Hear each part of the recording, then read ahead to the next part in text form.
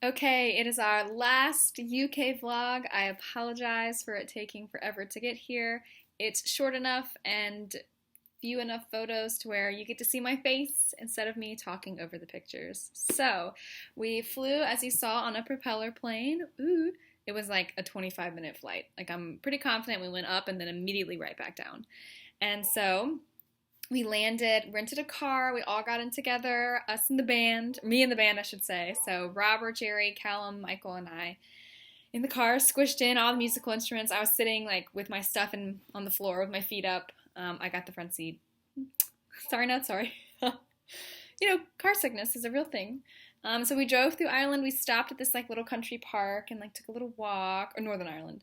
Took a little walk. We stopped. We were all hungry, so we stopped for lunch at this like very fancy. It looked like the inside of a pirate ship. Not a pirate ship, like a fancy English ship. Like the big wood. It's hard to explain, but it was very beautiful. And we got lunch. We were the only patrons until the very end, and then people arrived. And it wasn't like we went at a weird time. We went at like 12:30/1. So we ate lunch as a group. It's a little band as a group. They talked about music a bunch, and I had the portion size meant for like Cannon Smith, a huge human. So I tried to eat all my food. It was impossible. And then we went ahead and went to our Airbnb and tried to get set up for the evening. They had like a gig that night that I didn't go to. It was like for the donors and everything. So they ended up playing, I think, like five total gigs. Yeah, so they had one that night, two during the day, one at night, and then one the next day. And so the first night they went to sound check, left me with all the stuff, so I kind of put everything away. I just decided I was going to be their band manager. So I just took on the role, took it very seriously, and I went to the grocery store, walked to the grocery store, got a bunch of stuff. They said, we're not hungry, we do not want dinner, like, you do not have to make us dinner. I said, that's fine. Well, then they came back from sound check, and they were quite hungry. So I was like, all right, well, obviously you guys lied. So I went back to the store and got spaghetti, because that's fast. They only had like 45 minutes before they needed to be back to like do their whole thing. So I'm like, all right, that's fine, it'll be fast. Well, we couldn't figure out how to work the stove. You had to press all these different buttons. It like barely heated up at one point. And at this point, they're running out of time and they're all hangry or whatever. And we've been traveling all day. So the only logical thing I could think to do was to Google other ways to cook pasta, which worked because you could put it in the microwave. But the bowls they had were like, normal bowls. So I could only put like 5 noodles in at a time. So then I saw that they had like, it looks almost like an iron. And it's something that you like, it's like a kettle, plastic kettle that you put. It's like how steamers have the little like metal ball that heats up and then it boils the water for steam. Same concept, but for tea. So you like heat up the water and then you can pour it into your tea. So it's like an instant kettle. It takes like 20 seconds to boil. So I thought, that is boiling water.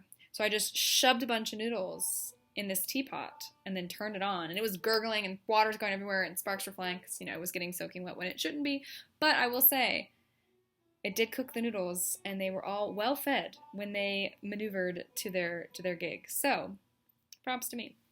And the next morning I woke up and made them breakfast. And then I had to go get an air mattress because we didn't have enough sleeping space. We thought we were going to have like a pull-out sofa or like at least a big sofa, but it was more of like a large love seat. And so we needed an extra space. So I like managed to get that. I like told them when they were going on, how long their gigs were, where they were supposed to be, when they were supposed to be, where the food was going to be, when we could get lunch, when we had to be places, when the sound checks were. I was thriving, telling them where to go and when to go. I was thriving. So we managed to get through the day. They had 2 gigs. The main stage first. They opened the whole concert, like the whole festival, I mean. And this festival was in a place called the American Folk Park, maybe. And so it was like the history of this one Irishman who moved to America and then came back. Excuse me. And it was crazy because it was like 1/12 the size of Hard Square. They had like 7 cabins, but then they also had all of Boston Harbor? They had a harbor. I think it was Baltimore. So they had like a makeshift fake ship, and then they had like the exact replica of what the harbor looked like during the time period. It was very strange. Everyone was dressed in like Pioneer America, and they had like American bunting and American flags everywhere. And Robert and I were very confused. Everyone thought it was really cool, and Robert and I were like, this is so weird. And one of the other bands, got like a tour because they got there early, and they were telling them all about American pioneers and, you know, the American this, the American that, and they were like, oh, where are you guys from? And it was the Seth Mulder Band, and they're all American, and they were like, America, like, this is our history, but thank you for telling me again. So it was very interesting to, like, hear their, like, not version, but, like, their side of immigration. You know, Hard Square is, like, once they were here, what did they do? So I was hearing, like, oh, they went, and all the cabins that were there were the original ones. So even the house that the guy lived in America, they had it shipped over and reassembled in Hard Square, or in this, like, park. It was cool. But it was a venue, it was a really cool venue, and Hard Square could totally do a music festival and blow this one out of the water, honestly, because it's just so much more space. But some of the stages were too close, so, like, at one point, when Fountaineers were playing, they could hear the bass of the other band, and so they ended up, like, keeping time with a different song. It was very strange. They explained it, and it was funny, and they, like, said something on the thing or whatever. But I was in charge of taking pictures of the band and recording the band playing and giving notes afterwards. I took my job very seriously. And then that night, they had a gig at, like, a football club, soccer club, and I was like, I'm not going to that. Like, I looked at pictures of it, and it looked like just a place where people went to get drunk and to watch football and maybe get into a fight or two. And I was like, you know what? I think I'll stay home. I'll just prepare supper. So I, like, stayed home, watched some Pretty Little Liars, read a book, and blew up the air mattress with my mouth. I tried to use the pump, but it was broken. So I blew up an entire double-size air mattress with my mouth. And then I, like, made a little pallet out of, like, the couch and a chair just in case someone wanted to move around. And then, let me think, what else did we do? That was pretty much it. We just kept going back to, like, the festival and hanging out with different people, and they got to jam with Seth Mulder. After the last night, on the last night of the festival, we were all really hungry, like, starved, so we went to McDonald's, and we got, like, all this food from McDonald's, and it was so delicious. It was so good. And yeah, excuse me. I'm tired today, clearly. But they did a really good job. It was exciting to watch them get to play, and I felt like part of the band, you know, the manager, and I think because it's easier because I am American and people expect, like, when they hear Americans' voices, they expect them to be kind of pushy and, like, cut to the point, because, you know, in the UK, in my experience with Scottish people, they're very kind and warm and generous, and they don't want to bother you, and oh, it's fine, which is very Southern American, but nobody ever thinks of Southern American as American, so they just assume you're going to be like a New Yorker. Sorry for all the New Yorkers. They're expecting you to be, like, harsh and to the point, and we have to do this, this, and this. And so I just let it happen because I knew they were expecting it, and that meant I got what I needed faster. So I'd be like, hello, we need to come here, and we need to get a parking spot, and we need this, and this, and this, and we need to know what time here and there and there. And the band was like, what? We didn't even think to ask that. I'm like, I know. I've got it in my noggin. But they did give me a shout out, so I felt really special. They were like, shout out to Ellie B, Rob's wife. She is the reason we're alive. I'm like, thank you. You're right.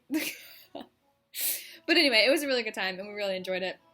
And then the day that the band was flying back to Scotland, obviously we were not. So we took them to the airport, and then next to the airport is the Titanic Museum. And so Belfast. And so Robert and I stopped at the Titanic Museum. It wasn't what I wanted it to be. It was mostly about, like, the workers, because the Titanic was built in Belfast, in the Belfast docks. Like, actually, the Titanic Museum was built on the site where the Titanic was built, which is pretty cool. But it wasn't really about the Titanic. It was about building the Titanic. So I called my dad, and I was like, well, I saw the museum, but, like, wasn't really what you wanted it to be. But they did a good job of, like, they talked about Morse code and how long it took to fill the staterooms and all the different types of luxuries there were and the differences between third class, second class, and first class passengers. It was nicely done. It was definitely interesting. And then Robert and I got on a plane and flew back to Saudi. So that's it. I mean, we had a blast. We loved every second of what we were doing. It was really too cold for me, in my opinion. I missed the warmth. But yeah, back in Saudi and ready for our next great adventure. See you next time.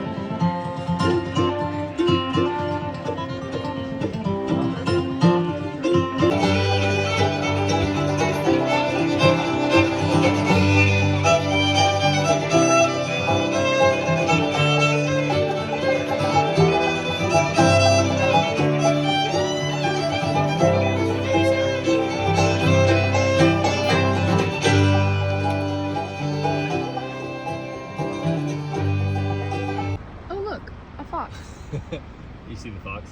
What am I looking at? Hey. Oh, there you License and registration, please. A dog. In the airport, headed back to Saudi. Bye-bye, Ireland. Northern Ireland. You've been good. Now that we're walking back to our apartment, we can begin again with, oh look, a cat.